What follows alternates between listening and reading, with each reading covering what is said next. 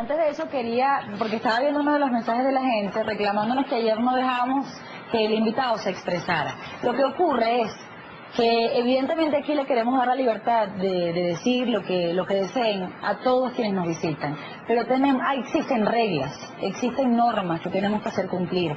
Entendemos que ustedes sienten impotencia cuando la persona a la que él aludía permanentemente en la entrevista agrede a la oposición, agrede a cualquier ciudadano honesto, pero nosotros no podemos caer en lo mismo. Primero porque somos respetuosos de la legalidad, y en segundo lugar, que aunque quisiéramos transgredirla en algún momento, cosa que no ocurre, por lo menos no dentro de nuestra ética y nuestra mística de trabajo, nos van a sancionar por eso. Él puede hacer lo que le dé la gana y jamás va a sufrir las consecuencias, por lo menos mientras este sea el gobierno. Nosotros sí. Y aquí hay mucha gente honesta trabajando que necesita el empleo. Y además ustedes necesitan un medio como este para poder enterarse de las cosas que ocurren. Eso no lo podemos permitir. No podemos permitir que se difame a nadie sin pruebas. Y no podemos permitir que se insulte a nadie, porque nosotros no le apostamos a eso, le apostamos a la paz, a la cordialidad y al respeto. Bueno, nosotros seguimos con Virginia y yo te planteaba el caso de Bolivia. Estas denuncias que está haciendo el expresidente de ese país, además él cuenta un caso en particular, no está hablando de generalidades, sino que habla de unos cheques que supuestamente le entregan en las guarniciones militares que vienen de Venezuela, y Venezuela paga el salario de esos militares, ¿no? Según él. Además, él llegó a Paraguay pues como invitado desde la Cámara de Anunciantes para dar una conferencia sobre América Latina, democracia, libertad y desarrollo, y se metió con esta denuncia. Es decir, que aun cuando tú digas que se bajó el impulso que traía Evo Morales en el sentido de quizás ser más evidente, ¿no?, con las coincidencias con el presidente Chávez, parece que en la práctica, según él, la sigue aplicando. Por supuesto que sí. Lo que te quiero decir es que Evo Morales sabe que tiene un pie aquí, un pie al más allá, en el más allá, así es que tiene que ser sumamente cuidadoso. Y en esa caja de Pandora que ha salido de las computadoras, una de las informaciones que salió, que más nunca la volvieron a tocar, es el hecho de que Evo Morales sí se entrevistó con gente de la FARC. Inclusive Evo Morales señaló que lo había hecho porque el presidente Sarkozy se lo había pedido.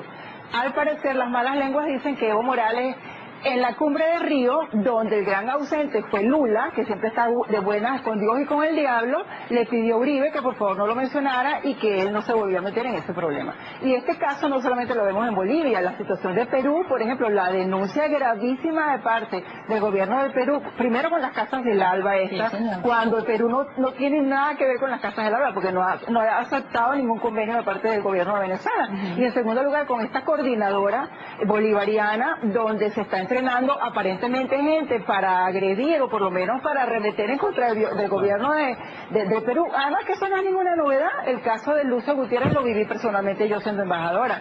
¿En qué sentido? Estaba el presidente Maguad, que era embajador en la OEA, y se realiza un consejo permanente extraordinario para apoyar al gobierno del Ecuador con ocasión del intento de golpe de Estado que había hecho Lucio, donde había participado en ese momento el coronel Lucio Gutiérrez. Y yo recuerdo que a mí el gobierno de Venezuela me ordenó, fue el único país, óigame bien, que le llevó la contraria a los otros 33 países, que señalara que el poder soberano recaía era en el pueblo, y que por lo tanto nosotros no apoyábamos al gobierno constitucional del Ecuador, sino al pueblo del Ecuador. Ahora, ¿qué pasa en la situación del Ecuador? Que en las primeras de cambio el gobierno de Venezuela, entiéndase, Hugo Chávez apoya a Lucio Gutiérrez, hasta que se da cuenta que Lucio Gutiérrez no le queda otra alternativa, que a la larga le va a pasar lo mismo a Rafael Correa, por eso está en esta situación de apoyar a los Estados Unidos, y es cuando el presidente Chávez le retira el apoyo y le manda a estos mismos grupos que ahora se están quejando en el caso del Perú. Pero una cosa, Virginia. Es que tú hablabas en la pregunta que te hacía Kiko sobre el deseo o el plan de Chávez de exportar su revolución, que bueno, que a todas luces aquí es una cosa, un estruendoso fracaso, más allá de la propaganda diaria del régimen, ¿no?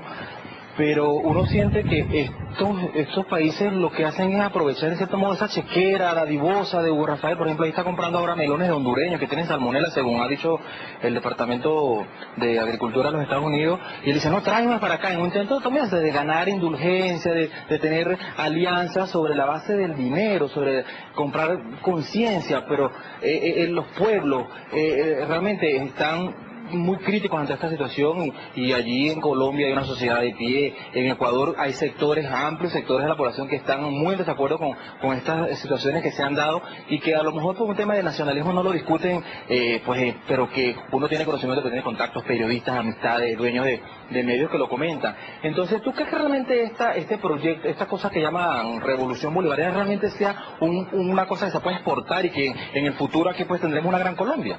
No, lo que creo es que el presidente Chávez está desestabilizando a toda la América Latina y está creando una grave crisis, porque indistintamente que él no tenga ni siquiera la habilidad para lograrlo, hemos visto algunos elementos que son sumamente importantes. El que un jefe de Estado en un momento determinado se le ocurra inventar una guerra y mandar unos batallones, así fueran 5 personas, mandar unos batallones a la frontera, le demuestra al mundo lo peligroso que es este jefe de Estado, no solamente los venezolanos, y por eso es que cada uno reacciona. Es decir, deseos no preñan, como dicen, pero lo que no podemos nosotros dejar de un lado es la intención del gobierno de Venezuela de apropiarse de otros gobiernos de la América Latina. Esa es la gran situación que tiene, o el gran problema que tiene en el caso de Álvaro Uribe. Se consigue un hombre con una personalidad muy parecida a la de él en cuanto a que Álvaro Uribe en este momento no tiene sustituto. Es Álvaro Uribe y solamente Álvaro Uribe. Es decir, un hombre con una personalidad muy fuerte, un hombre que, eso sí, por supuesto cuando lo estoy comparando, no lo estoy comparando para bien. Es decir, en algunas condiciones se parecerá, pero por otro lado Álvaro Uribe es un hombre que tiene la intención de definitivamente eliminar el problema de la guerrilla y llevar a buen pie, a buen puerto la situación de Colombia. Fíjate, leía hoy que en Colombia los grupos más radicales, ahora que Uribe le está haciendo caso a las convocatorias del presidente Chávez, a reunirse con Correa y con el presidente de Nicaragua, pues están acusándola que se está volviendo débil y qué cosas de esas. Yo como no padezco de ningún odio de ese tipo, ni ninguna de esas cosas, me he puesto a burlarme de la computadora, porque es obvio, a mi juicio, que la diplomacia colombiana, mucho más hábil que la nuestra, más profesional, con el recurso de la computadora ha ido generando una matriz de que el gobierno venezolano y el de Ecuador, que ha sido muy enfático, porque el de Venezuela sí ha dicho que le gusta la FARC y que hay solidaridad y minutos de silencio para Raúl Reyes, pero el de Ecuador no, ha señalado en muchas oportunidades que no está de acuerdo con la situación que origina la FARC y su método político. Pero la computadora, bueno, descubrieron uranio, agarran narcotraficantes, hacen de todo y eso cada día trae más y más.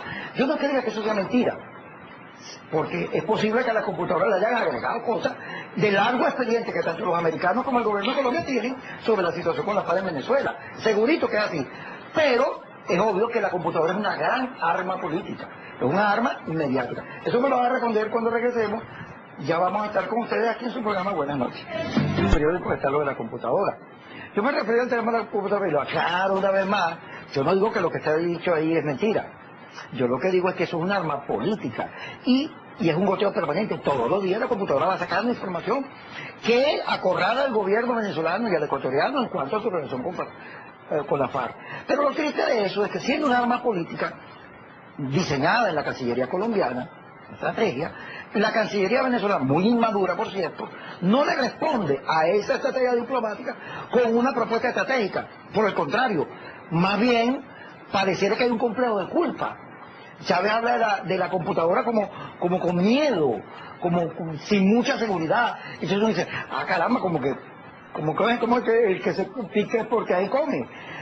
¿Tú no crees que en toda esta crisis se ha revelado que eso de cambiar diplomáticos de carrera por políticos, al final de cuentas, a quien afecta al propio gobierno, que ha lucido equivocado, falto de estrategia, se lo tienen clavado con lo de la computadora, que debería revisar el gobierno esa situación? Bueno, vamos a mezclar un poquito las cosas para que quien nos está viendo en su casa vea cuál es el sentido, o entienda cuál es el sentido de esto, porque mucha gente ha opinado sobre esto. En primer lugar, yo no dudo de las computadoras por una razón muy sencilla. La Interpol es una organización creada en 1923, constituida por policías de 186 estados.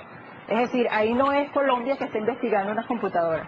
Así que es sumamente difícil inventar una cosa que no es.